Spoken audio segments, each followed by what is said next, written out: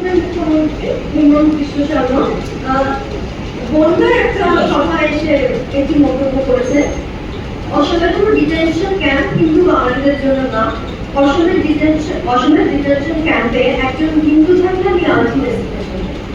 এটা একটা প্রতিক্রিয়া না, ওই আমি যদি প্রতিক্রিয়া দিই, ওই অভিযোগের এখন উত্তর দেননি যে ওনার স্ত্রীর 3টে পাসপোর্ট আর 52,000 কোটি টাকা কোন কোথাকার নাকি ব্যাংক অ্যাকাউন্টে রাখা আছে।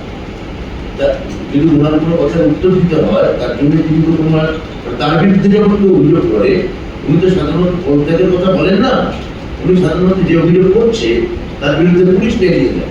আসামের পুলিশ চলে গেছিল ওই বিরোধী নেতার বাড়িতে, তারপর হায়দ্রাবাদ থেকে তাকে কোর্টে গিয়ে তাকে বেল নিতে হয়েছে। তো তিনি কোন কথাটা কখন বলছেন, কোনটা সত্য, কোনটা মিথ্যা এবং কোনটা অর্ধসত্য, তিনি গণমাধ্যমের সামনে কি ব্যবহার সঙ্গে কি ব্যবহার করেন, এই আসাম নির্বাচনের সময় ওটা ভারতবর্ষ দেখেছে। আমি কি, আপনি যদি আমার কোনো আমার বিরোধী প্রশ্ন করেন, আমি কি আপনার সঙ্গে এই ব্যবহার করতে পারি যে ও क्या चीज है, उन्हें मालूम ही नहीं वो क्या चीज है। হ্যাঁ, তার 3টে মিডিয়ার নাম করে তুলে বলে ওরাই মিডিয়া, বাকিরা কোনো মিডিয়া নয়। তা আমাদের এখানে ভাগাভাগি হয় না।